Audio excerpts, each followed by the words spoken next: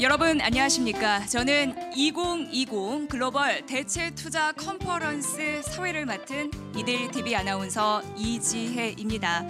자, 2020 글로벌 대체투자 컨퍼런스는요, 올해로 2회째를 맞이하고 있는데요. 참여해주신 모든 분들께 진심으로 감사의 말씀을 전합니다. 자, 오늘 2020 글로벌 대체투자 컨퍼런스는 포스트 코로나 대체 투자의 재설계, 지속 성장을 위한 도전과 기회를 주제로 마련이 됐는데요. 이 경제와 투자 분야의 전문가들이 함께 모여서 이 포스트 코로나 시대에 정확하게 또 변해야 할 대체 투자의 기회와 전략을 논의하는 자리로 마련을 했습니다. 마지막까지 함께해서 정말 경제가 어렵다 하는데 이 경제의 그 든든한 돌파구 그리고 해법을 모색하는 소중한 장이 되길 바랍니다. 자, 또 이번 글로벌 대체 투자 컨퍼런스는요, 이 한국어 채널과 영어 채널로 분리돼서 유튜브로 현재 생중계되고 있습니다. 시청하시면서 궁금한 점을 채팅방에 남겨주시면 도움드리겠습니다. 자, 그럼 지금부터 이데일리와 KG 제로인이 공동 주최한 2020 글로벌 대체 투자 컨퍼런스 본격적인 막을 올리도록 하겠습니다. 자, 먼저 올해 컨퍼런스를 함축적으로 소개해주는 이 주제 영상 지금 바로 만나보시죠.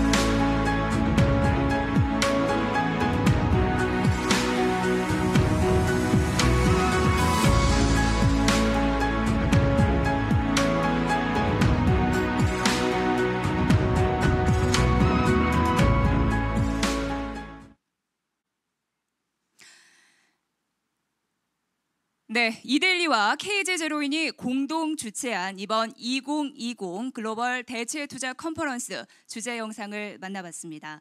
전 세계를 멈추게 한 코로나19 그리고 경제 위기 정말 심각합니다. 다들 실감하시고 있을 겁니다. 자, 오늘 이 자리는요, 이 글로벌 대체 투자의 미래, 그 의문과 해답을 알 수 있는 소중한 기회로 저희 자신 있게 준비했습니다. 끝까지 만나주시면 좋을 것 같고요. 자, 다음으로는 곽재선 KG 이데일리 회장님의 개회사를 듣도록 하겠습니다. 안녕하십니까. KG 회장 곽재선입니다. 이데일리와 KG 제로인이 공동 주최하는 글로벌 대체 투자 컨퍼런스가 올해로 2회째를 맞이했습니다. 지난 1회 대회의 성공을 발판으로 올해도 여러분과 만나게 됐습니다. 코로나 사태라는 전례 없는 상황에도 불구하고 이렇게 많은 관심과 응원을 보내주신 여러분께 모두 감사드립니다. 대체 투자는 지금 전환기를 맞고 있습니다. 글로벌 경제의 성장세가 둔화되는 등 투자 환경이 나빠지는 상황에서 코로나 사태까지 겹치며 불확실성이 더욱 높아지고 있습니다. 투자 환경이 좋을 때는 실력에 관계없이 성과를 낼 수 있었다 해도 투자 환경이 나빠지면 반드시 옥석이 드러나게 마련입니다.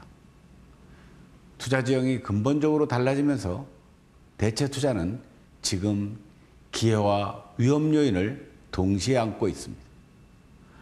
자산 배분 전략을 어떻게 탄력적으로 마련하느냐에 따라 본격적인 투자 성패가 달려있는 상황입니다. 이데일리와 KG 제로인이 이번 컨퍼런스를 통해 이에 대한 해법을 모색합니다. 코로나 사태로 미로 속에 빠진 투자 환경에서 어둠 속에 나침판이 되어줄 지식과 지혜를 얻고자 합니다. 국내의 전문가들이 제시하는 유망 투자 분야의 혁신적인 투자 기법을 공유하고 이를 통해 한 단계 더 높은 투자 가치를 창출을 기대합니다. 이번 행사는 온라인과 오프라인을 접목, 시간적, 공간적 제약을 뛰어넘는 맞춤형 포럼으로 여러분을 만납니다.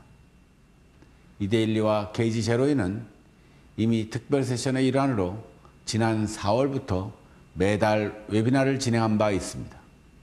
모두 20여 명의 국내외 전문가들이 참여 글로벌 대체 투자의 흐름을 조망하고 PE, 해치펀드, 부동산 등 분야별로 그 실태를 조명했습니다.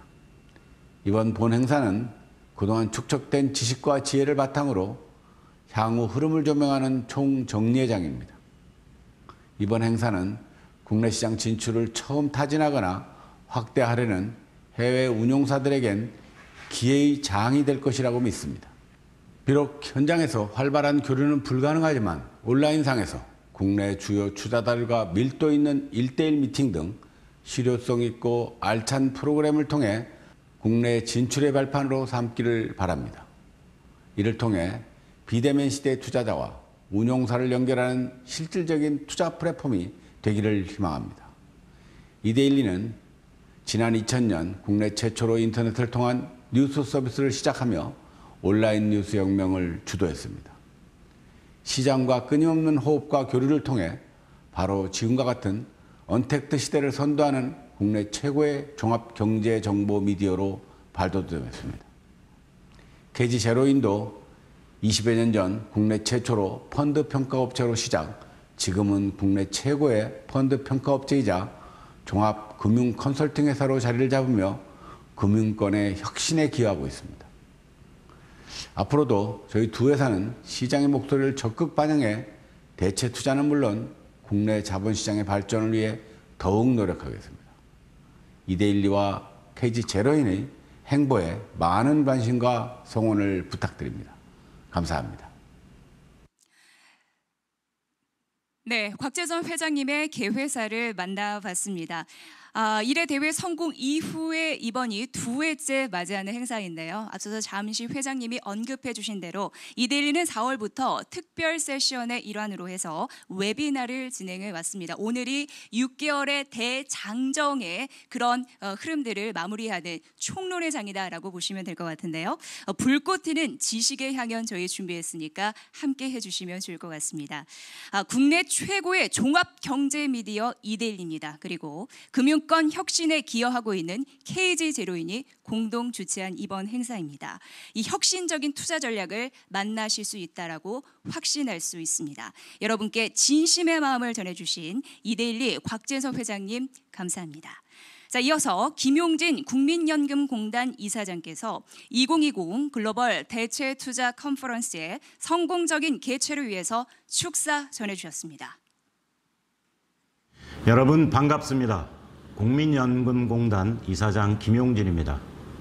이데일리가 주최하는 글로벌 대체 투자 컨퍼런스 GAIC 2020 개최를 진심으로 축하드립니다. 뜻깊은 자리를 마련해 주신 이데일리 곽재선 회장님과 이익원 대표님을 비롯한 관계자 여러분, 감사합니다. 어려운 상황에서도 발표와 토론을 위해 참석해 주신 국내 전문가분들과 온라인으로 이 컨퍼런스를 함께해 주시는 모든 분들께도 깊은 감사의 말씀을 드립니다. 존경하는 내외 귀빈 여러분, 글로벌 투자 환경은 지난 몇 달간 코로나19가 불러온 경랑에 휩싸여 있습니다. 과거의 방식으로는 풀 수 없는 난제들이 산적한 가운데 국내 투자자들은 현재의 위기를 기회로 만들기 위한 중대한 도전을 마주하고 있습니다. 잘 아시듯이 포스트 코로나19의 새로운 투자 키워드로 물리적 대면 접촉이 없는, 즉 언택트가 주목받고 있습니다. 오늘 컨퍼런스에서 우리는 온라인으로 연결되어 시간과 공간의 제약으로부터 자유로워졌습니다. 인터넷과 기술이 발달한 덕분입니다. 코로나19 팬데믹을 겪으며 다양한 분야에서 오프라인에서의 대면이 줄어들고 온라인에서의 상호작용이 확대될 것입니다. 관련 산업과 기술의 성장은 가속화될 것이며 이는 우리에게 새로운 투자 기회로 다가올 것입니다. 국민연금도 변화하는 환경에 대응할 수 있는 다양한 분야에 대한 대체 투자를 추진해 나갈 방침입니다. 리스크 관리 역시 중요할 것입니다. 국민연금은 지난 2016년 대체 투자 전담 리스크 관리 부서를 신설하여 대체 투자 관련 검토의 효율성과 적시성을 강화해 왔습니다. 그러한 노력으로 인해 해외 주요 도시가 락다운되어 대면 실사에 어려움을 겪고 있는 상황에서도 언택트 실사 등을 통하여 적절히 대응하고 있습니다. 내외 귀빈 여러분, 코로나19 팬데믹은 역사적인 수준의 불확실성을 가져다 주었지만 새로운 기회 역시 제공하고 있습니다. 그런 의미에서 오늘 컨퍼런스의 주제인 포스트 코로나 대체 투자의 재설계는 매우 시적절하다고 생각합니다. 모쪼록 오늘의 컨퍼런스가 포스트 코로나19 시대의 투자 전략을 준비하는 여러분에게 뜻깊은 시간이 되기를 기원합니다. 바쁘신 가운데 귀한 시간 내어주신 연사 및 참석자 여러분께 다시 한번 감사의 말씀을 드립니다. 감사합니다. 네, 김용진 국민연금공단 이사장님의 축사 잘 들었습니다. 최근 8월 31일에 취임을 하셨거든요. 이번에 처음으로 대외 행사에 이렇게 축사를 보내주셨습니다. 발상의 전환이라고 보면 또 될 것 같습니다. 사실요. 시 공간으로부터 자유로워졌습니다. 언택트 온라인 시대, 이를 제대로 활용하면 될 듯도 합니다. 일찌감치 언택트 실사로 대응해온 국민연금의 활약도 이 시대에 그래서 더욱더 빛이 나는 게 아닐까요? 자, 이번 대체 투자 재설계 시간이 매우 시적절했다라고 좋게 또 저희 이데일리와 KG 제로인을 평가해 주셨습니다. 자, 코로나19로 다 함께 위기를 맞이하기는 했습니다만 이번을 계기로 해서 여러분이 이 기회를 당당하게 뚫는 돌파구 제대로 마련하시기 바랍니다. 저희가 적극 도움드리도록 하겠습니다. 김용진 이사장님 다시 한번 감사드립니다. 자, 다음으로 최희남 한국투자공사 사장의 기조연설 준비됐습니다. 만나보시죠. 안녕하십니까. 올해로 2회째를 맞이한 글로벌 대체 투자 컨퍼런스의 개최를 진심으로 축하드리며 귀중한 자리에 초청해 주신 곽재선 이데일리 회장님을 비롯한 관계자 여러분들께 감사의 말씀을 드립니다. 아시다시피 전 세계적으로 코로나19 팬데믹에 따른 경제 침체와 경제 회복에 대한 불확실성으로 금융시장의 변동성이 그 어느 때보다 높아진 상황입니다. 코로나19 충격이 전방위적으로 확대되면서 경제, 사회 구조가 급격히 변화하고 지속가능 투자에 대한 목소리가 높아지는 등 투자 환경에 거대한 전환의 물결이 일고 있습니다. 이러한 측면에서 오늘 포스트 코로나 대체 투자의 재설계, 지속 성장을 위한 도전과 기회를 주제로 다양한 논의의 장이 마련된 것은 큰 의미가 있다고 생각합니다. 국내외 투자자 여러분, 올해 코로나19 발생으로 금융시장은 2008년 금융위기 이상의 충격과 혼란을 경험했습니다. 다행히 현재 금융시장은 각국 정부와 중앙은행의 적극적인 개입과 확장적인 통화재정 정책에 힘입어 팬데믹 이전 수준으로 회복하였으나 그 여파는 지속되는 상황입니다.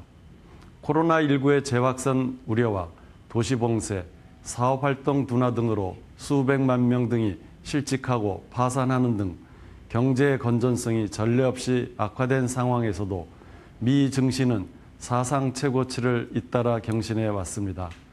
이처럼 실물 경제와 금융 지표 간의 간극이 확대되고 미중 무역 갈등이 심화되는 등 투자자들의 장기 수익성과 글로벌 경제 회복을 가로막는 위험 요인들도 존재합니다.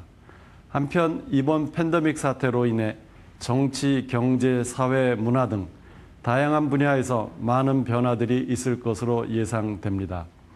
KIC는 코로나19로 인한 변화 요인들을 기회와 위험의 관점에서 종합적으로 진단하고 시장의 변화에 긴밀하게 대응할 수 있도록 적극적인 자산 배분 전략과 자산 군별 운용 경쟁력을 높이는 데 전력을 다하고 있습니다. 지금부터는 KIC의 각 대체 자산별 투자 전략과 주요 이슈들을 투자자 여러분께 소개해 드리고자 합니다. KIC는 대체 자산에 대한 투자를 2009년 최초 실시한 이래 꾸준히 비중을 확대해 왔으며 작년 말 기준으로 전체 운용 자산의 15.6%를 차지하고 있습니다.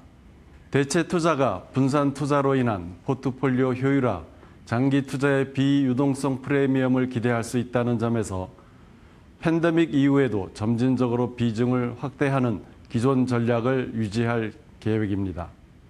먼저 KIC는 사모 주식의 경우 텍 섹터에 대한 투자를 지속적으로 확대하고 있습니다. 전문 운용사를 통해 유망 테크 기업에 투자할 뿐만 아니라 이들 운용사와 다양한 공동 투자를 수행함으로써 성장 잠재력이 높은 기업들을 포트폴리오로 확보하고 있습니다. 뿐만 아니라 초기 단계의 벤처 기업에 대한 투자도 확대할 계획입니다. KIC는 지난해 유망 벤처 기업에 대한 투자 확대를 목표로 총 2억 달러 규모의 내부 벤처 펀드를 신설하였으며 이를 통해 차세대 아마존, 구글과 같은 경쟁력 있는 기업들의 발굴을 위해 노력하고 있습니다. KIC는 헬스케어 산업에도 주목하고 있습니다. 미국, 유럽, 중국 등 전 세계 주요 국가들이 빠른 속도로 고령화되며 인구 구조가 변화하고 있습니다. 이번 팬데믹 사태로 서방 주요 국가들의 의료 시스템 수용 능력에 문제점이 제기된 만큼 이와 관련한 새로운 시장 동향도 지켜볼 필요가 있겠습니다. 부동산 시장은 코로나19 이전에 장기간 이어진 경기 확장 국면에서 높아진 자산 가격과 시장 조정 가능성에 대한 우려가 상존하고 있습니다. KIC는 잠재적인 시장 조정 상황에서도 비교적 안정적인 투자 성과가 기대되는 코어 전략을 강화하고 물류 창고와 데이터 센터 등 장기적인 추세의 수혜가 기대되는 신규 투자권 발굴을 부동산의 주요 투자 전략으로 설정하고 있습니다. 이와 동시에 팬데믹 이전 대비 할인된 가격에 우량 자산을 확보할 수 있는 기회도 지속적으로 모니터링할 예정입니다. 인프라 투자에서는 기후변화에 대응하기 위한 신재생에너지 성장이 지속될 것이라고 보고 있습니다. 신재생에너지 관련 대형 플랫폼에 투자하여 규모의 경제를 달성하고 지역별로도 분산된 포트폴리오를 구축하는 것이 중요하다고 판단됩니다. 통신 인프라에 대한 장기적인 수요가 지속될 것으로 판단되며 안정적인 수익 창출을 기대할 수 있는 광통신망, 통신타워 등 필수 통신 인프라에 대한 투자 기회를 중점적으로 검토하고자 합니다. 마지막으로 헤지펀드는 코로나19로 인해 전략별 포지션에 따르는 성과의 편차가 커진 상황입니다. 이에 따라 고성과 펀드에 대한 투자가 집중되고 저성과 펀드에 대한 자금 인출이 지속되는 등 펀드별 양극화가 심화되며 침체 분위기가 이어지고 있습니다. 그럼에도 렐러티브 밸류와 같이 베타가 낮은 전략에 대한 자금 유입은 지속될 전망입니다. KIC는 베타가 낮고 알파 창출 역량이 검증된 우수한 운용사를 선별하며 포트폴리오 리밸런싱을 꾸준히 진행할 예정입니다. 국내 투자자 여러분, KIC는 올 상반기 유탁 운용사 선정 관련 규정을 비대면 실사가 가능하도록 일부 개정한 바 있습니다. 이는 코로나19로 국가 간 이동이 제한되는 사상 초유의 상황에서 탄력적인 투자 심사를 위한 대응책입니다. 이번 팬데믹은 KIC를 비롯한 국내외 글로벌 투자자들에게 거시경제 트렌드의 변화와 함께 이전과는 구별되는 새로운 투자 환경을 가져다 주었습니다. 이러한 환경에 슬기롭게 대응하기 위해서는 우리 모두가 원칙과 기본에 충실하되 보다 유연하고 개방적인 자세를 가져야 한다고 강조하고 싶습니다. 윈스턴 처칠경의 Never let a good crisis go to waste라는 말처럼 오늘의 위기를 헛되이 보내지 말고 새로운 도약을 위한 기회의 발판으로 삼아 나갑시다. 모쪼록 오늘 행사를 통해 글로벌 대체 투자 시장의 최신 동향과 전망을 공유하고 다양한 투자 기회를 함께 모색해보는 소중하고 유익한 시간이 되시길 바랍니다. 지금까지 경청해 주셔서 감사합니다. 네, 최희남 한국투자공사 사장의 기조 연설 여러분 함께 하셨습니다. 역시 코로나19로 투자 환경에 거대한 물결의 변화가 시작이 됐습니다. 코로나 팬데믹에 대응하는 우리나라의 국부 펀드이죠. 이 KIC의 대체 투자의 방향성도 저희가 잠시나마 느낄 수가 있었습니다. 원칙과 기본에 충실하긴 하지만 그래도 무엇보다도 유연하고 그리고 개방적인 태도를 보여야 된다라고 말씀하셨는데 그 말씀을 마음속에 깊이 되새겨 보도록 하겠습니다. 자, 이어서 컨퍼런스 일정을 제가 간략하게 안내해 드리도록 하겠습니다. 컨퍼런스는 기조 강연과 그리고 분야별로 4개의 세션으로 오늘 진행이 됩니다. 자, 각 세션마다 10분에서 한 15분 정도 휴식 시간 이후에 세션이 또 이어지는데요. 가장 먼저 투자 패러다임의 전환, 글로벌 대체 투자의 도전과 기회를 주제로 해서 존 스노우 서버러스 캐피털 회장의 기조 강연을 진행할 예정입니다. 자, 기조 강연 이후에는 전광우 세계경제연구원 이사장을 좌장으로 모시고요. 앞서 기조 강연을 진행해 주셨던 존 스노우 회장과 함께 대담이 준비되어 있습니다. 자, 이어서 세션 1에서는요. LP 타임 대체 투자의 새로운 지평 ESG의 현재와 미래를 주제로 해외 연사 5분과 국내 연사 4분을 모시고 패널 토론을 진행하겠습니다.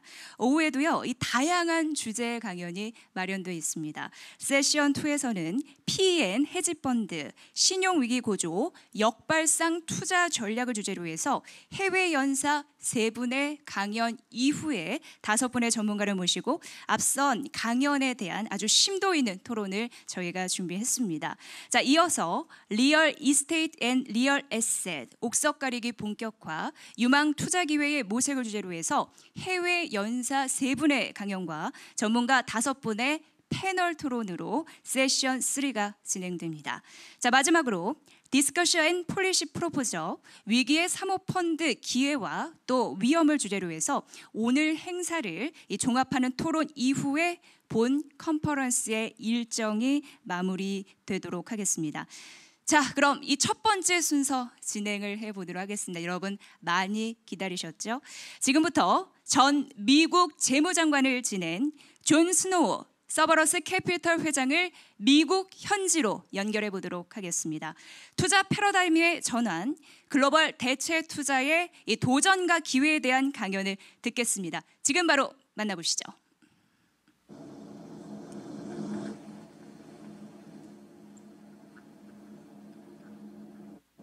I think that's your cue, John. say hello? 네, 여러분 안녕하십니까? Please speak your speech. 네, 이제 시작해 주시면 될 것 같습니다. 네, 여러분 안녕하십니까? 이렇게 함께 여러분과 온라인에서 만나 뵙게 되어서 정말 무한한 영광이고 매우 기쁩니다. 코로나로 인해서 저희가 직접 만나 뵙지 못하게 된 점에 대해서 매우 유감스럽게 생각합니다. 코로나는 지금 현재 우리 시대에 가장 중요한 문제이 되지 않았습니까?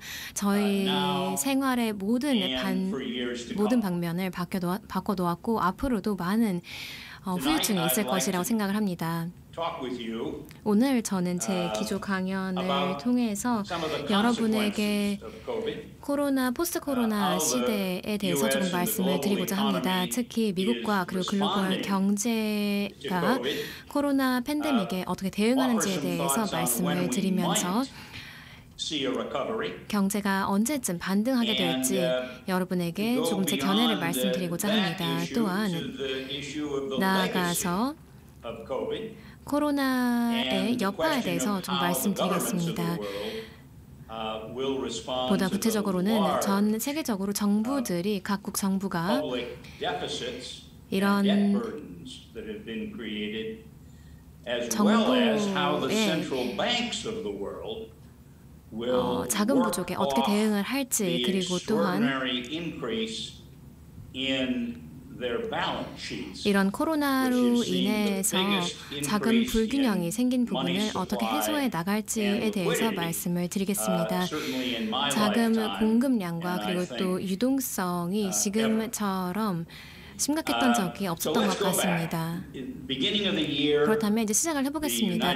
올해 초로 돌아가서 얘기를 해보겠습니다. 올해 초의 경우에는 미국에서 경제가 상당히 호황을 겪고 있었습니다. 실업률이 50년 만에 최저치를 찍었고 소득 수준이 전반적으로 올라가고 있는 좋은 상황이었습니다.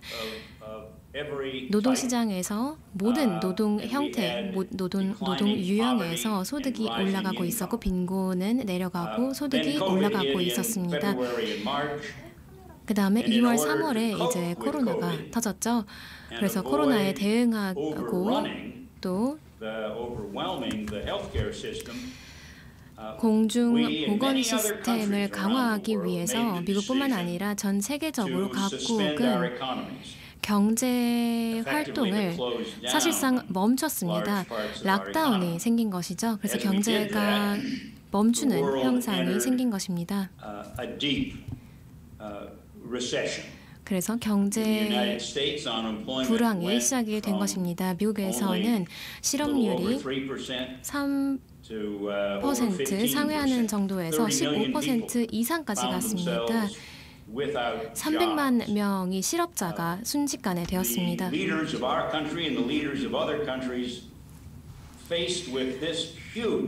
이렇게 3천만 명의 실업자가 생기면서 국민의 웰빙과 그리고 삶의 질을 지켜주기 위해서 정부 지출이 급격하게 상승하는 모습을 보았습니다. 이렇게 정부 지출을 통해서 코로나에 대응을 하게 되었고 미국의 경우에는요. 공화당, 민주당에서 함께 힘을 모아서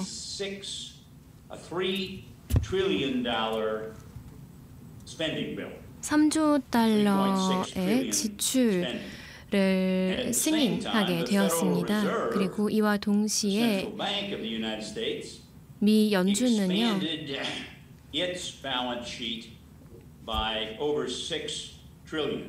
6조 달러 이상의 자금을 확충하게 되었습니다. 그렇기 때문에 이런 재정정책과 그다음에 유동성이 높아지고 연준에서 자금이 풀리면서 전체적으로 보았을 때는 약 10조 달러 정도가 돈이 시장에 풀리게 된 것입니다. GDP 같은 경우에는 19조 달러 정도를 상회했기 때문에 미국 경제 상황을 그때 보면은 얼마나 유동성이 많았는지를 볼 수 있습니다. 그래서 의회와 연준에서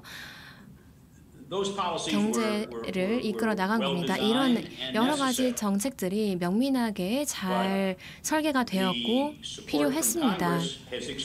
하지만 이제 더 이상 이런 의회에서의 승인이 없습니다. 이 프로그램이 더 이상 유효하지 않습니다. 그렇기 때문에 이제 와서 저희는 이런 논의가 시작된 거죠. 의회에서 이 프로그램을 우리가 연장을 해야 되는가라고 했을 때 공화당에서는 아니다. 너무 지출이 크다. 너무 비싸다.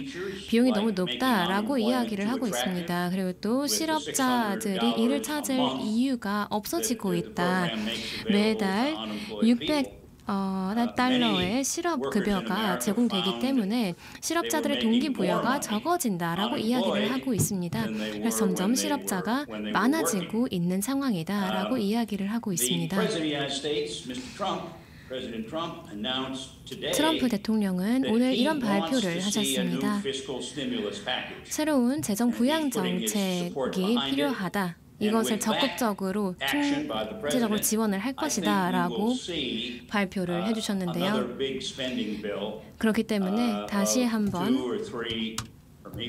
이런 의회에서의 지출이 승인이 될 것이라고 보고 있습니다. 2회에서 3회 정도까지도 이런 법안이 통과가 될 수 있을 것이라고 보는데요. 그래야지 지금 현 기조를 유지할 수 있을 것이라고 보입니다. 이런 공공 정책에 대해서 그리고 또 금융시장, 경제에 대해서 잘 아시는 분들은 모두 잘 아시고 계시겠지만 지금은 정말 전례 없는 상황입니다. 글로벌 경제가 이렇게까지 확장된 적도 없었고요. 이렇게 정부 지출이 많아진 적도 없었고요. 이 정도로의 정부에서 자금 적자가 심각했던 수준 때도 없었습니다.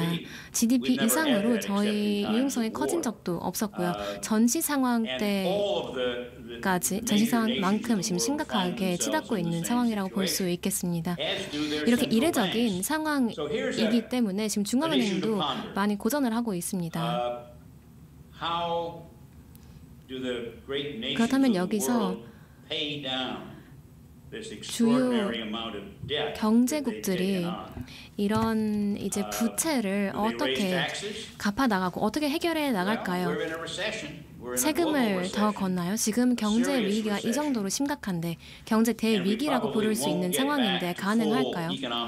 그리고 우리가 경제가 완전히 회복되기까지는 코로나 사태가 사실은 해결돼야 되기 때문에 백신이 필요하고 그다음에 백신 등등 여러 가지 약품들이 필요하기 때문에 이런 글로벌 경제 불황일 때, 경제 위기를 겪고 있을 때 부채를 어떻게 해소할 수 있나요? 전통적으로 봤을 때에는 과거에는 저희가 세금을 더 걷었죠. 세율을 올렸죠. 하지만 이렇게 경제 위기일 때에는 세율을 올릴 수 없습니다. 올바른 정책이 아닙니다. 또 한 가지 방법은 사회복지 서비스를 축소하는 것입니다. 하지만 미국뿐만이 아니라 전 세계적으로 사람들한테 잘 수용이 되지 않는 정책입니다. 또 디플레이션 정책을 사용할 수 없습니다. 그렇기 때문에 상당한 딜레마에 봉착해 있다고 볼 수 있겠습니다. 중앙은행도 이러한 동일한 문제에 직면해 있고요. 그래서 지금 이 상황에서 자금을 많이 풀었고 유동성을 많이 높여놓은 상태이기 때문에 언젠가는 반대 방향으로 가야죠. 적자를 줄이고 부채를 줄이고 재정 상태의 균형을 이루어야 됩니다. 하지만 재정 건전성을 이루기 위해서 중앙은행의 입장에서는 어떻게 해야 되나요? 채권을 팔아야 되죠. 그리고 또 어음이라든지 등등을 팔아야 됩니다. 그래서 지금 중앙은행은 미국에서 중앙은행 연준 총재 같은 경우에는 지금 계속 저금리 기조를 앞으로 유지할 것이다라고 이야기를 했습니다. 특히 물가 상승률이 2%를 상회하는 정도에 이를 때까지 지금 저금리 기조를 유지할 것이다라고 발표를 했습니다. 지금 인플레이션 상황을 보았을 때 인플레이션이 2% 이상까지 올라가는 상황이 오기까지는 요원해 보입니다.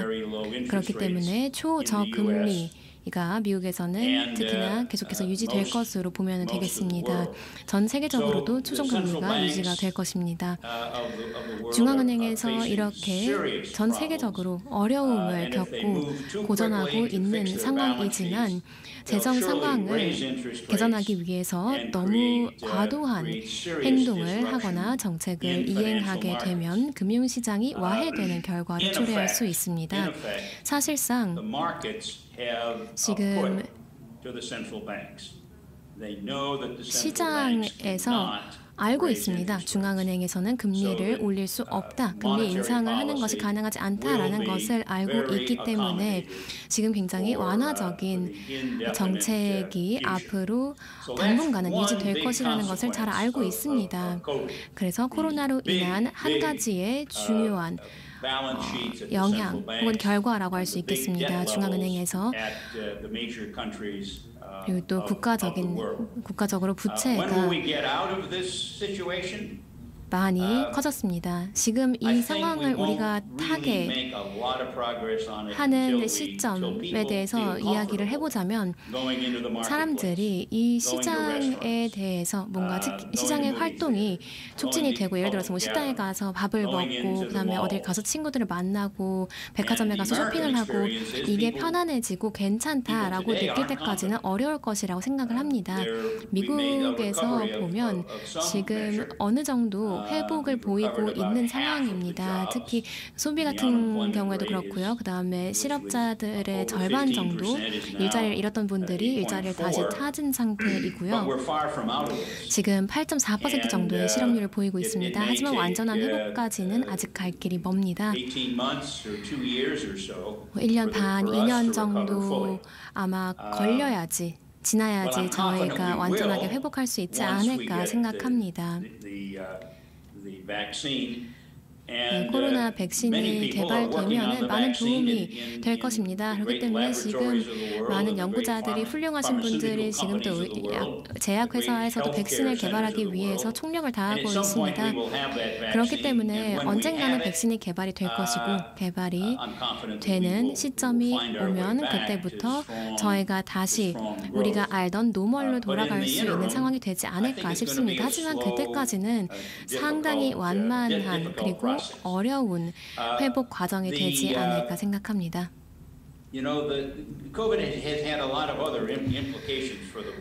또 코로나로 인해서 다른 영향도 있었습니다. 예를 들어서 미중 갈등 관계가 고조되는 결과를 초래했고 이로 인해서 사람들이 2차 냉전 시대이다 이렇게까지 부르는 상황이 생겼습니다. 미소 냉전 시대 우리가 1970년대에 이때 봤던 그런 상황이 다시 재현되지 않는다라고 생각하는 사람들도 있습니다. 그렇기 때문에 한국뿐만이 아니라 많은 국가에 시사하는 바가 많습니다. 그럼에도 불구하고 미중 관계는 많이 악화된 것이 분명합니다. 사실 미국에서는 더 이상 정치적인 이야기가 아니고 공화당, 민주당 여야를 불문하고 중국에서 지금 세계 무역기구 정책을 악용을 했고 시장 개방을 충분히 하지 않고 있고 많은 잘못을 하고 있다라고 입을 모으고 있습니다. 지적 재산권 침해도 상당하고요.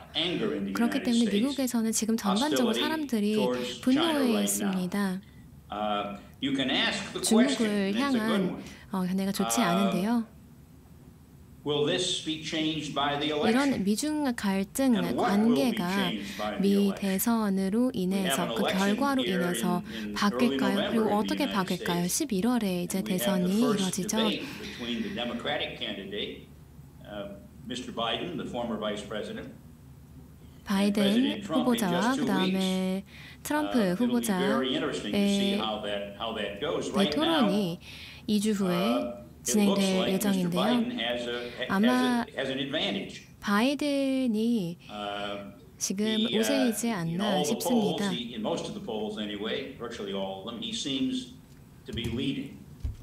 전반적으로 보았을 때 지금 미국에서 여론조사를 보면은 바이든이 이기고 있는 상황이고 트럼프의 인기가 떨어지고 있습니다.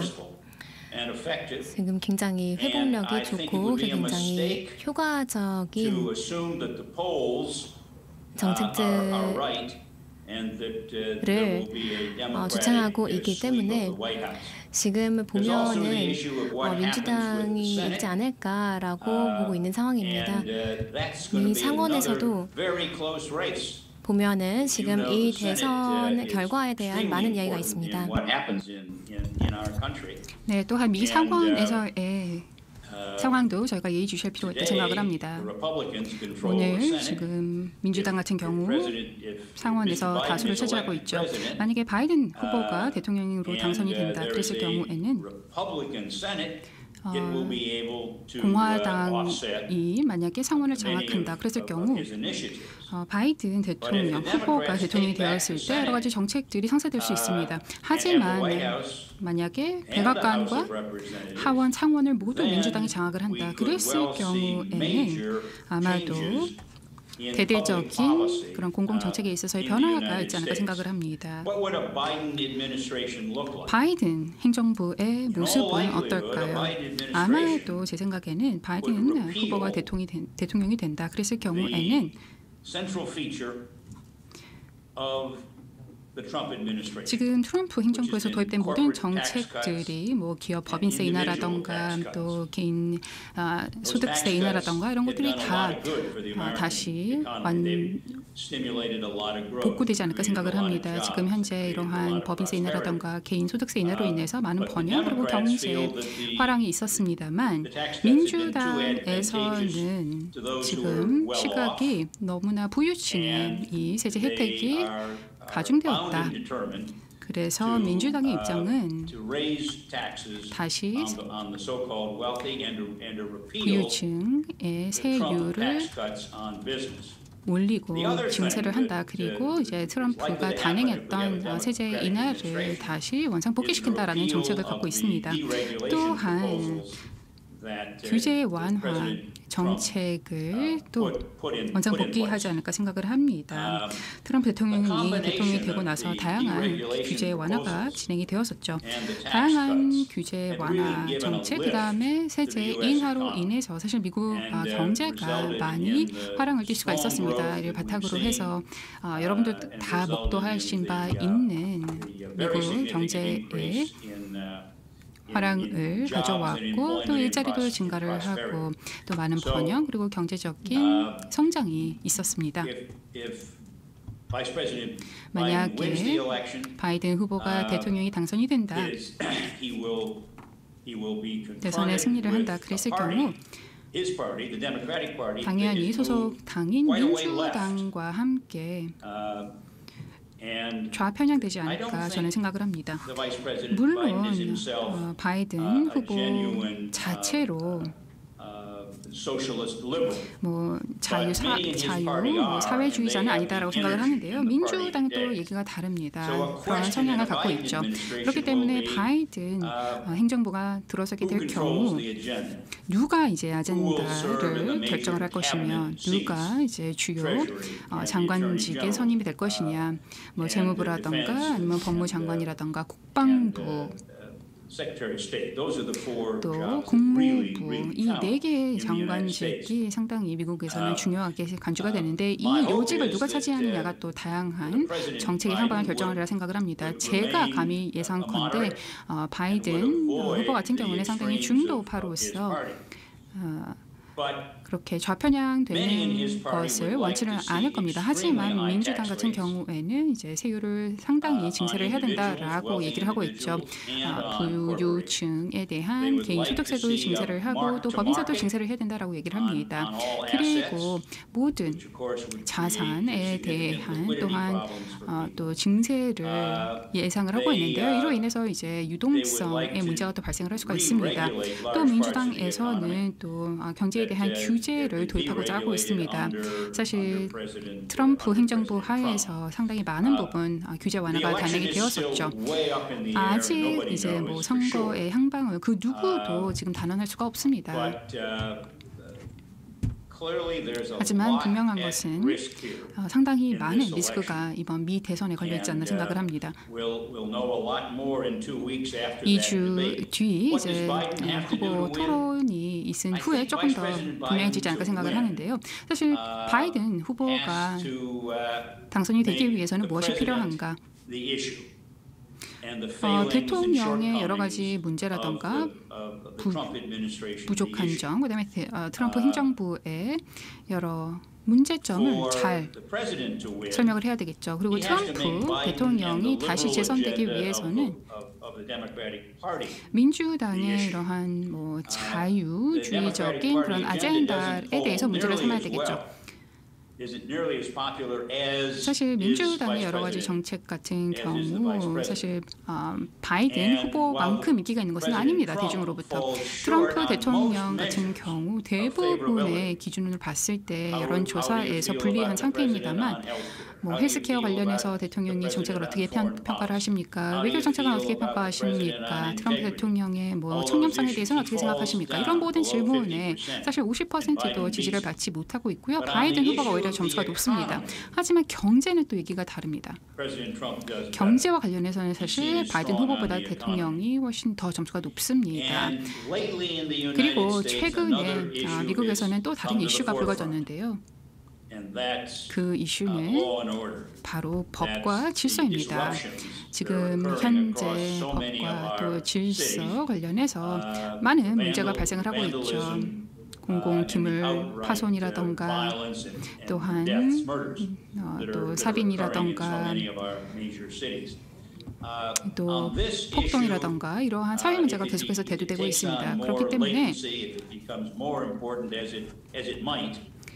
이러한 문제가 더욱더 이제 중요하게 불거진다. 그랬을 경우에는 트럼프 현 대통령이 많은 득표를 할 수 있는 가능성이 열려 있습니다. 지금 현재로서는 너무나 접전입니다. 예단하기가 어렵죠. 바이든 후보가 약간은 앞서고 있습니다만 만약에 2주 뒤 있을 토론에서 잘한다. 그랬을 경우에는 상당히 많은 플러스 요소가 될 것입니다. 현재 많은 바이든 후보의 뭐 정신적인 또 신체적인 건강 상태에 대해서 또 여러 의문 상태가 있는 상태입니다. 그렇기 때문에 토론회에서 이러한 우려를 불식시킨다. 그랬을 경우에는 상당한 플러스가 될 것이고요. 만약에 그렇지 못한다. 그랬을 경우에는 현 트럼프 대통령이 많은 우위를 차지할 수 있지 않을까 생각을 합니다. 트럼프 대통령의 경우에는 본인 입장에서는 당연히 이제 경제 그리고 바이든 후보의 문제를 지적하고자 할 것입니다. 본인에게 문제 집중되는 것을 원치 않을 것입니다. 자, 이 정도로 제가 제 말씀을 마무리하도록 하겠습니다. 그 진행 자장님과 토론 시간을 기대합니다. It was very impressive. We are preparing for a discussion, so please wait for a minute. 자, 이렇게 존 스노우 회장님의 그 기조 강연 들어봤습니다. 코로나로 인해서 자금 불균형 이거를 이제 어떻게 해소를 할 것인가 운을 띄워주셨는데요. 현재 전례 없는 그런 코로나19 경제 상황 때문에 미국 쪽에서도 막대한 재정과 통화 정책을 현재 풀고 있습니다. 그럼 앞으로 이 재정 투자를 더 지속을 할 수 있을까에 대해서 말씀을 하셨는데요. 사실 이제 미국 같은 경우에는 평균 물가 목표제 이거를 인정을 하면서 앞으로 사실 사실상 저금리 기조가 이어질 것이다라는 가능성이 언급되기도 했습니다. 그리고 이제 대선 앞두고 미중 갈등 이슈 여러 가지가 있긴 한데요. 지금 회장님께서는 민주당의 그 우세를 점쳐주셨습니다. 그렇게 된다면 판도가 확실히 변할 가능성이 있어서 이에 대한 투자도 우리가 미리미리 선점을 좀 해봐야 되지 않나 이런 생각도 들었고요. 앞으로 대대적인 변화가 있는 이 코로나, 이 포스트 코로나 시대 우리가 어떤 이야기를 또 나눌 수 있을지 지금 바로 확인해 보시면 될 것 같습니다. 자, 이번 순서는 앞서 기조 강연을 해주신 존 스노우 회장과 함께 좌장으로 지금 나와 계신데요. 이 전강우 세계경제연구원 이사장님과 함께 저희 토론 진행하겠습니다. 지금 바로 만나보시죠. Hello, Mr. Snow. Do you hear me? How do you do? Hi, how are you? 네, 안녕하십니까? 잘 Okay, 들리십니까? very well. How should I 잘 call you? You 지내셨죠? have so many different titles, Mr. Secretary, Chairman. 네, 사실 존 스노우 회장님께서는 뭐 박사님, 회장님, 재무장관님 참 직함이 많으신데요. 뭐라고 불러드리면 될까요?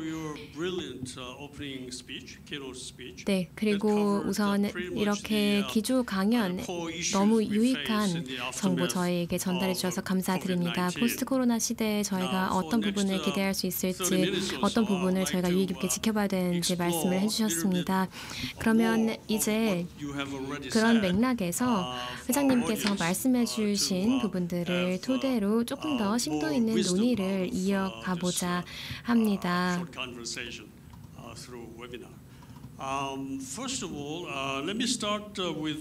우선 글로벌 세계 경제 전망에 대해서 먼저 질문 드려보겠습니다. 코로나가 미국 경제에 어떤 영향을 가져왔는지 말씀을 해주셨고요. 그리고 완전한 회복까지는 어려운 길이 될 것이다. 그리고 오랜 시간이 걸릴 것이다 라고 말씀을 해주셨습니다. OECD 오늘 발표에 따르면 올해의 경제 전망치를 상향 조정했습니다. 하지만 또 IMF나 세계은행에서는 또 다른 전망을 하고 있습니다. 그렇기 때문에 언제나 그렇듯 미래를 전망하는 것은 어려운 일이고 단언할 수 없는 부분입니다. 불확실성도 많고요. 미국 경제 같은 경우에는 글로벌 경제에 대해서 저희가 이야기를 할 때 정말 중요한 부분을 차지하기 때문에 물론 매우 중요합니다. 하지만 미국뿐만 아니라 중국에 대해서 한번 이야기를 해보자면요. 중국 경제 같은 경우에는 지금까지는 2020년 2, 4분기까지는요. 최소한 플러스 성장을 해왔습니다. 지금 이러한 어려운 상황에서 이 시국에서 이루기 어려운 성과인데 이런 측면에서 지금 글로벌 경제가 올해 그리고 내년에 어떻게 성장을 해 나갈지 그리고 이에 따른 정책에 대해서 좀 말씀해 주시면 감사하겠습니다. 네, 좋은 질문 감사드립니다. 지금 경제학자들 그리고 경제를 전망하시는 분들께서 각각 전망이 이렇게 다른 것을 보면 굉장히 흥미진진합니다. 지금 연준에서는 오늘 발표한 바에 따르면 미국 경제 전망을 상향 조정할 정도로 긍정적으로 바라본다라고 이야기를 하고 있습니다. 지금 2022년에는 실업률이 2019년에 최저점을 찍었을 때 정도로 내려가지 않을까라고 생각을 하고 있는 것 같은데요. 그 누구도 이에 대해서 뭔가 미래를 내다볼 수는 없습니다. 지금 코로나가 터졌을 때 이 경제가 무언가로부터 이미 어려움을 겪고 있었습니다. 경기 순환적인 요소들인데요. 거기로 인해서 이제 불황이 오는 것이죠. 인구가 급속도로 감소하고 있는 국가들이 있고 또 이와 더불어서 생산성 증대가 저조해지고 있습니다. 그렇기 때문에 전반적으로 보았을 때 경제 성장률이 축소되고 있는 것입니다. 경제 성장이라는 것은 여러분 다 주지하시다시피 workforce participation. 노동 시장의 인력 투입량에 비례하지 않습니까? 많은 사람들이 일을 해야 되고 그리고 얼마나 생산성이 높은지에 따라서 GDP가 달라집니다. 지금 아시아에서 그리고 미국에서도 그렇고요. 인구가 감소하고 있는 추세에서 여기다가 생산성 저하까지 더해지면 전반적으로 경제 성장률이 낮아지게 됩니다. 일부 경제학자들은 이런 상황에서 이런 경기 순환적인 경기 불황 상태에 있을 때 경기 침체에서 마이너스 금리 정책을 시행하고 그리고 적자를 늘려서 공급량을 흡수할 수 있을 만큼의 수요를 창출을 해내야 된다라고 봐왔었는데요. 지금 아마 현상이 그런 것 같습니다. 하지만 지금 저희가 와 있는 이 시점을 살펴보게 되면 글로벌 경제를 이끌어오던 성장 동력이 더 이상 예전만큼 유효하지 않다는 모습을 볼 수 있습니다. 그만큼 강력하지 못한 것이죠. 네, 감사합니다. 아주 중요한 지적을 방금 해주셨습니다. 생산성의 역할에 대해서 말씀을 해주셨는데 특히나 경제 회복 단계에 있어서의 역할이죠. 이제 통화 정책이라던가 재정 확장 정책 모두 다 중요합니다. 그리고 지금 현재 단계에서는 필수 불가결하죠. 하지만 중요한 문제는 이렇게 엄청난 유동성이 어떤 식으로 앞으로 활용이 될 것이냐, 사용이 될 것이냐입니다. 이 유동성을 가지고 생산성 향상에 쓸 것이냐, 아니면 지금처럼 그냥 인플레만 끌어올리는 부작용만 나을 것이냐를 생각해 볼 수 있겠죠. 따라서 이 점을 우리가 심각하게 고민을 해봐야 되지 않을까 생각을 하고요. 특히나 이제 정부 관료 입장에서는 중요하게 생각을 해봐야 되겠죠. 관련해서 또 질문 드리겠습니다. 재정 경기 부양 정책들 미국 같은 경우에는 한 10조 달러 정도가 이제 투입이 되었다라고 언급을 해주셨고 또 추가적으로 한 1조 달러에 대해서 양당이 논의를 하고 있다라고 말씀해 주셨습니다. 자, 장관님 보시기에 이 추가적인 부양책이 과연 실행이 될 수 있을지, 그리고 이것이 미 경제에 도움이 될 수 있다 생각을 하십니까? 네, 현재 지금 트럼프 대통령께서는 이제 경기 부양을 하기로 결정을 한 것 같습니다. 그렇기 때문에 이제 공화당 같은 경우에도 이를 위해서 움직일 것이고, 펠로시 의원 그리고 펠로시 의장 그리고 민주당도 공화당과 함께 어떻게 보면 정부 지출 법안이 마련이 되지 않을까 생각을 합니다.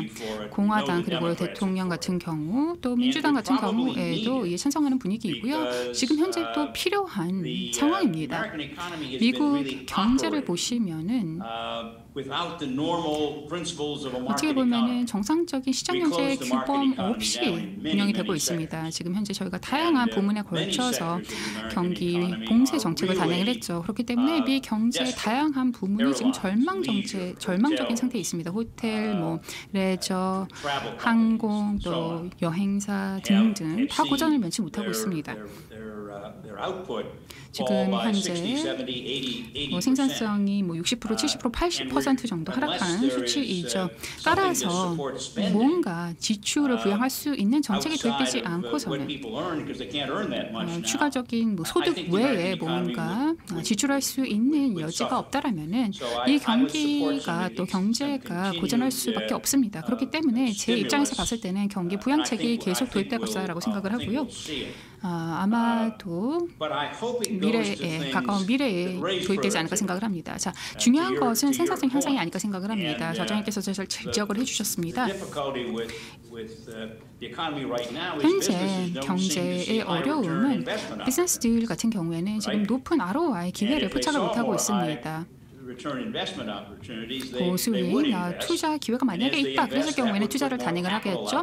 그러면은 더 많은 자금을 투입을 할 것입니다. 자금이 더 많이 풀리게 되면은 이제 생산성이 향상이 되고 경제가 더욱더 탄탄해지고 규모가 커질 것입니다. 이게 어떻게 보면은 선순환이 구성이 되는 것이죠. 하지만 우리 경제는 지금 현재 선순환 단계는 아닙니다. 지금 현재 생산성이 언제 어떻게 하락하는지 또 생산성이 언제 어떻게 증가하는지에 대해서는 그 누구도 정확하게 알지 못합니다. 우리가 정확하게 전망도 불가하고요. 관련해서 정확한 이론도 없습니다. 왜 생산성이라는 것이 단연간 또 수년간 잘 증가하다가 갑자기 반전되는지 그 누구도 정답을 모릅니다. 하지만 자장님 말씀해 주신 것처럼 생산성을 이제 전체 글로벌 경제에서 우리가 끌어올려야 된다 생각을 합니다.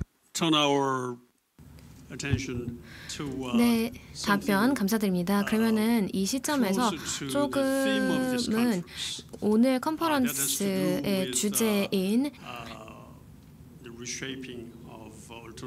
포스트 코로나 대체 투자의 재설계와 관련된 주제로 좀 넘어가서 질문을 드리도록 하겠습니다. 지금 현재 재정 경기 부양책이 상당하고 그다음에 상당히 완화적인 통화 정책이 이행이 되고 있습니다. 또 지금 연준에서는 앞으로 한 3년간 2023년까지는 거의 제로 0에 가까운 저금리 기조가 유지될 것이다 라고 이야기를 하고 있는데 사실 3년 동안 이라는 시점, 그 기간 자체가 굉장히 긴 시간 동안 완화적인 정책이 펼쳐진다는 것이 아닙니까? 그리고 이와 또 동시에 어떻게 보면 증시가 과열되어 있는 상태라고 볼 수 있습니다. 이 증시 내에서 에너지가 사실 상당합니다. 전 세계적으로 그런 현상이 보이고 있고요. 이런 여러 가지 상황들을 총집합해 보았을 때 회장님께서는 대체 투자의 매력도가 어느 정도라고 생각을 하십니까? 한편으로 보면은 증시가 너무 지금 고평가되어 있다라고 볼 수도 있고요. 채권 시장도 그렇고 지금 금리 때문에 그렇죠. 그렇기 때문에 투자자들이 ROI를 쫓고 있다면은 고수익을 찾고 있다면은 그럼 다른 데로 눈을 돌려야 되지 않는가? 이런 부분에서 대체 투자에 대해서 어떻게 생각을 하시는지, 얼마나 투자자에게 매력적이라고 생각을 하시는지 궁금합니다. Well, you put your finger on the fundamental. 네, 사실 근본적인 딜레마를 정확하게 짚어주셨습니다. 저희 모두가 직면하게 된 딜레마인데요. 경기 부양 정책이 필요했습니다. 어쩔 수 없었습니다. 하지만 그에 따른 부작용 또한 있을 수밖에 없었습니다. 이런 상황에서는 사람들이 과도하게 리스크 테이킹을 하게 됩니다. 그리고 더 많은 대출을 하게 됩니다. 지금 연준 정책과 그리고 전 세계적으로 다른 국가의 중앙은행 정책들로 인해서 투자자들이 더 리스크가 높은 자산에 돈을 투자하고 있습니다. 무위험 자산에 대한 지금 수익률이 마이너스대이거든요. 실질적으로는 마이너스입니다. 수익률이 마이너스이기 때문에 60bp까지도 갔고 유럽에서는 지금 실질 명목과 수익률이나 실질 수익률이랑 거의 비슷한 수준이기도 한데요. 이런 상황일수록 우려될 수밖에 없습니다. 고민될 수밖에 없죠. 투자자들이 이렇기 때문에 굉장히 위험한 리스크가 높은 투자처를 찾아서 이 시스템 내에 리스크가 과도하게 내재되는 것이 아닌가라고 우려할 수밖에 없습니다. 지금 용역과 재화의 일반적인 여러 부문을 보았을 때에는 지금 인플레이션이 자산에 존재해 있습니다. 채권도 그렇고요. 증권도 그렇고 부동산 그리고 상품 금 이런 쪽에서도 많은 인플레이션이 내재되어 있습니다. 그래서 어떻게 보면 물리학과도 같습니다. 이렇게 엔진에다가 가스를 계속해서 주입해 넣으면 어딘가로는 가야 되지 않습니까? 어딘가로는 이게 배출이 되지 못하면 다른 곳으로는 빠져나가게 되어 있습니다. 그렇기 때문에 이렇게 디플레이션 물가 하방 압력이 상당하게 지금 이런 압력이 있는 상황에서 전반적으로 우리가 재화 용역에서 전통적으로 우리가 봐왔던 인플레이션이 없고 다른 자산 쪽에서 변화가 보이고 있습니다. 그래서 지금 대체 투자 측면에서 보았을 때 우리가 해야 될 우리의 과제는 이런 연속성의 부족이 어디서 나타나는지를 확인해야 됩니다. 면밀하게 분석을 해서 이런 연속성의 부족이 어디에서 야기되는 것을 봐야 되고 또 분석을 함으로써 구조 조정이 필요합니다. 지금 전 세계적으로 투자 환경에서 구조가 바뀌고 있는데요. 왜냐, 지금 업계 자체들, 많은 산업들 그리고 많은 비즈니스들이 코로나로 인해서 구조 조정이 되고 있습니다. 그리고 우리가 이미 목도하고 있었던 상황들을 코로나로 인해서 가속화되는 것을 또 저희가 보았습니다. 그만큼 또 기회가 많이 창출되기도 합니다. 저희가 이렇게 줌을 통해서 이렇게 컨퍼런스에 참여하고 있지 않습니까? 그렇기 때문에 대체 투자의 매력은 이런 것 같습니다. 이런 시장에서의 이탈이라든지 연속성의 부족이라든지 이런 부분들, 와해적인 요소를 보면서 경제가 어떻게 조정이 되는지를 보고 있고, 여기에서 이제 물론 패자도 있지만 승자도 있습니다. 이거를 잘 분석하고 면밀하게 앞으로 활용해 나가면 승자가 되는 것입니다. 네, 장관님께서 상당히 중요한 지적을 해주셨습니다. 산업의 구조 조정에 대해서 말씀을 해주셨는데요. 이것이 어떻게 보면 대체 투자의 좋은 기회가 될 것이다라고 말씀을 주셨는데 상당히 시적절한 특히나 포스트 코로나 시대에 적절한 그런 코멘트가 아니었나 생각을 합니다. 자, 기조 강연을 하시면서 장관님께서 이런 말씀하셨습니다. 투자 환경이라는 것이 경제 전반적인 전망도 마찬가지지만 투자 환경이라는 것이 앞으로 미중 미래 관계에 의해서 영향을 받을 것이다라고 말씀을 해주셨습니다. G2 간의 이 디커플링이라는 것이 상당히 많은 불확실성을 이야기하고 있죠. 전 세계의 불확실성을 이야기하고 있습니다. 사실 사실 이것은 한국을 포함한 동북아시아에 특히나 중요한 문제가 아닐까 생각을 합니다. 관련해서 추가 질문 드리겠습니다. 최근 보시면 미중 간의 무역 전쟁이 악화되고 있습니다. 테크 산업으로 확전되고 있는 모습이죠. 미 정부에서는 이제 화웨이라는 중국의 테크 기업에 계속해서 오랜 기간 제재를 가하고 있죠. 자, 장관님 보시기에 이러한 악화되는 미중 관계를 어떻게 보십니까? 이것이 11월 달까지 지속되리라 보시는지, 그리고 미 대선이 이제 11월 3일에 있을 예정인데요. 그 이후에는 또 어떻게 달라지라 생각을 하십니까? 잠깐 이제 말씀하시기를 바이든 후보가 조금 더 우위가 있을 수는 있다라고 말씀을 해주셨는데 지난번에도 마찬가지였죠. 사실 트럼프 후보가 계속 뒤처지다가 마지막에 당선이 되었습니다. 그렇기 때문에 끝나기 전에는 끝난 게 아니죠. 이러한 변화하는 미국 내 정치 상황 속에서 한국과 같은 나라, 즉 미국 밖에 이러한 한국과 같은 나라들 같은 경우에는 미중 관계의 미래를 어떻게 전망을 해야 될까요? 네, 상당히 중요한 질문이 아닌가 생각을 합니다. 네, 미국 같은 경우는 중국에 대해서 상당히 비판적입니다. 그만한 이유가 있습니다. 일단 첫 번째는 무역 때문이죠. 미국이 생각할 때는 중국이 규범을 따르지 않고 있다고 생각을 합니다.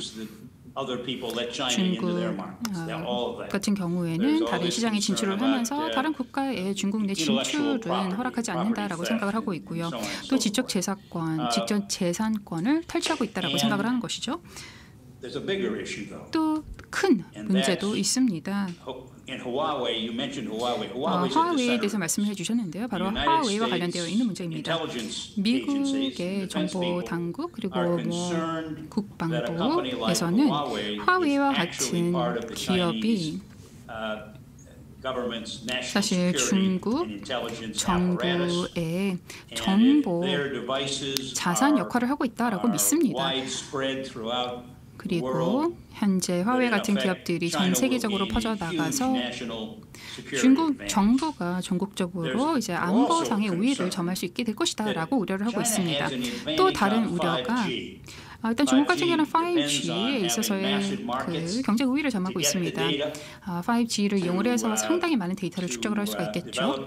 그리고 또 AI, 인공지능을 또 개발할 수 있는 그런 자산으로 삼을 수가 있습니다.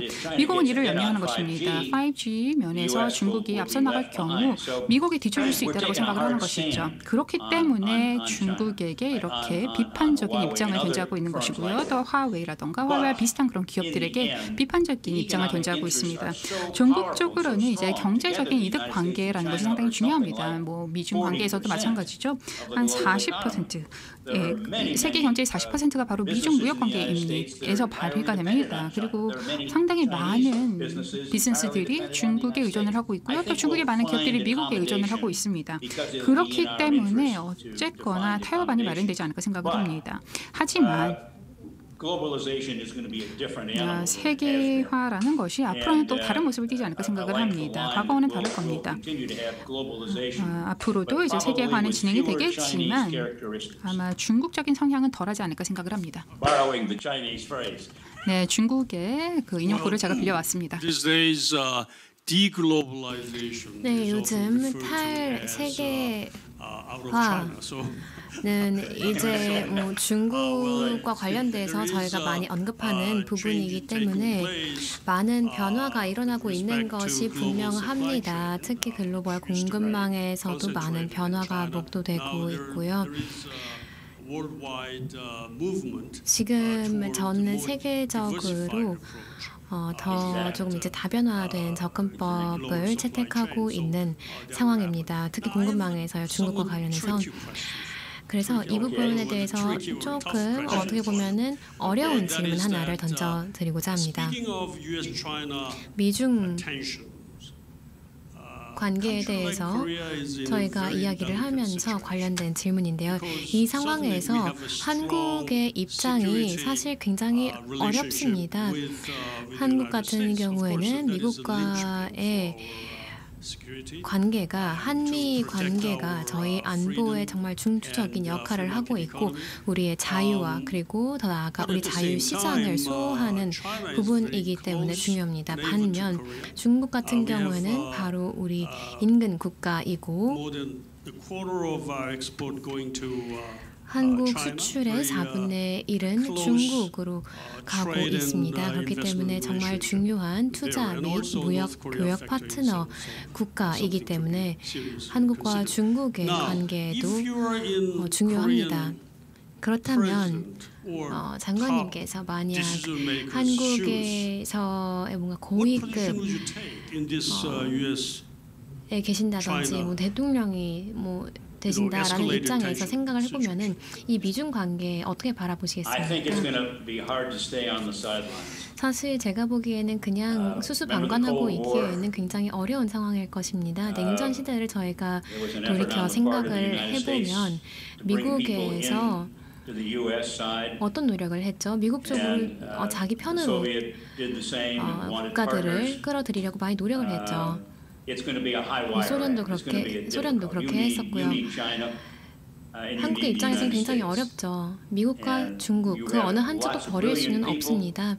한국에 정말 훌륭하신 많은 외교관 분들 그리고 분들이 계시겠지만 당연히 어렵지 않습니다. 앞으로 잘 헤쳐나가실 거라고 생각을 하지만 여기서 우리가 바라볼 수 있는 가장 베스트 시나리오는 미중 관계가 조금 더 효과적으로 이 헤게모니가 조금 더 우호적인 방향으로 갈등이 아니라 상생할 수 있는 방향을 찾아가는 것입니다. 뭐 화웨이 제품 같은 경우도 지금 많이 보이고 있고요. 뭐 보리스 존슨 같은 경우에도 지금 뭐 미국 입장을 지지하면서 이런 화웨이 제품 우리 믿을 수 없다, 사용할 수 없다라고 이야기하고 있습니다. 그리고 저희가 지금 이런 정보국과의 문제도 심각하다라고 많은 이슈들이 있기 때문에 미국에서 이런 이슈들을 많이 이제 푸시를 하면서 한국에 압력을 가하겠죠. 중국 뭐 화웨이 제품이라든지 뭐 중국에서 생산된 제품들 뭐 구매하지 마라, 취입하지 마라 이러겠죠. 네, 감사합니다. 한 시간이 3분 정도 남았습니다. 네, 주최 측에서 3분 남았다라고 안내를 주셨는데요. 이제 마지막 질문 드리겠습니다. Cerberus is an important investor. 서버러스 같은 경우에는 아주 중요한 투자자입니다. 특히 글로벌 커뮤니티에서 서버러스가 중요한 투자자 역할을 하고 있죠. 제가 알기로도 제가 국민연금공단 이사장으로 재직할 때도 서버러스가 사실 NPS 같은 경우에는 지금 현재 6천억 달러 정도 AUM을 자랑을 하고 있는데요. 서버러스 같은 회사 관련해서 좀 질문을 드리겠습니다. 서버러스 같은 회사가 뭐 한국 시장에 구조화된 거래, 구조화된 상품에 투자를 하시겠습니까? 아니면은 한국 투자 파트너를 뭐 찾으시겠습니까? 뭐 KIC라던가 MPS라던가 주요 투자자와 파트너십을 추구를 하시겠습니까? 둘 다 뭐 가능하기도 하겠죠. 서버러스의 비전 또는 투자 전략을 좀 말씀해 주시면 좋겠습니다. 네, 서버러스 같은 경우에는 기본적인 투자 전략이 바로 어퍼튜니스틱하다라는 것이죠. 기회 추구형입니다. 좋은 기회가 있으면 그를 추구를 하는 것입니다. 확실하게 말씀드릴 수 있는 것은 뭐 비즈니스 리더도 그렇고 또 투자자들도 그렇고 한국이 좋은 투자 기회가 있다 그랬을 경우에는 저희가 당연히 함께 만나서 논의를 해볼 용의가 충분히 있습니다. 저희는 당연히 한국에 대해서 알고 있고 또 한국에 대해서 많은 존경을 하고 있습니다. 그간 한국 국민들 또 한국 경제가 엄청난 성과를 거둔 것을 잘 알고 있습니다. 그렇기 때문에 당연히 저희도 한국과 함께 하고 싶죠. 네, 감사합니다. 네, 이 정도로 마무리를 할까요? 투자 아니면 질문 하나 더 해도 될까요? 주식 측에서 좀 말씀을 해주실 수 있을까요? 마지막 질문 하나 더 드리겠습니다. You had a very distinguished career, not only as Secretary of Treasury, but also Transportation. 재무장관을 역임하시면서 또 다양한 분야에서도 고위급으로 계셨기 때문에 경험을 비롯해서 지금 이 포스트 코로나 시대에서 승자와 패자는 과연 누가 될 것인지 한번 말씀을 해봐 주시겠습니까? 네, 좋은 질문입니다. 여기서 이제 가장 수혜를 볼 분야는 아마 기술 분야일 것입니다. 보건 분야, 헬스케어 분야 또한 호황기를 겪을 것입니다. 지금 뭐 연구 개발 그리고 백신의 중요성에 대해서 저희가 뼈저리게 깨닫고 있는 상황이죠. 미국뿐만 아니라 전 세계가 너무나 잘 알고 있습니다. 중국, 한 국가에 과도하게 의존을 해서는 안 된다라고 알고 있죠. 저희가 필요로 하는, 저희가 수입을 하는 예를 들어서 뭐 필수품들이 있겠죠. 우리의 보건, 건강 등등 우리 웰빙에 필요한 이런 필수품들이 중국에서만 생산이 돼서 거기에서 과도하게 수입이 되어서는 안 됩니다. 이렇게 의존도가 높다는 것의 문제점을 저희가 깨달았기 때문에 지금 이제 중국에서 생산 공장들이 다른 아시아 국가 혹은 남미 국가로 이전이 될 계획들이 많이 있습니다. 이로 인해서 뭔가 우리 사람과 사람의 이런 상호작용은 코로나로 인해서 많이 계속해서 축소될 것입니다. 우리가 대면 활동을 할 수가 없죠. 네, 감사합니다. 이 정도로 마무리해야 할 것 같습니다. 다시 한번 훌륭한 기조 강연을 해주신 존 스노우 전 장관님께 감사 말씀드리고요. 또 훌륭한 또 통찰력 있는 토론에 함께 해주셔서 감사합니다. 네, 코로나19에도 불구하고 건강하게 잘 지내시기 바랍니다. 감사합니다. 네, 이렇게 기조 강연을 해주신 존 스노우 회장님과 좌장으로 이 전광우 세계경제연구원 이사장님께서 저희 함께 토론해 주셨는데요. 엄청난 유동성을 어떻게 또 확보를 할 것인가, 그리고 추가 부양에 대한 의견도 들을 수가 있었습니다. 정확한 경제 진단이 어렵다라고 말씀하셨고, 사실 미국과 중국 사이에서 한국 경제의 어려움도 만만치 않은 상황인데 대체 투자에 대한 매력도도 분석을 해주셨고, 여러 가지 상생 그런 모델도 필요하다라고 언급을 해주셨습니다. 테크, 헬스케어, 백신의 중요성 다시 한번 강조해 주셨으니까 이 부분도 참고해 보시면 좋을 것 같습니다. 자, 통찰력 있는 진행을 해주신 두 분께 진심으로 감사드리고요. 잠시 이제 휴식 시간을 가진 이후에 10시 30분부터 세션 1 진행될 예정입니다. 세션 시작 시간 10시 반입니다. 꼭 점검해 주시고요. 잠시 후에 뵙도록 하겠습니다. 잠시만요.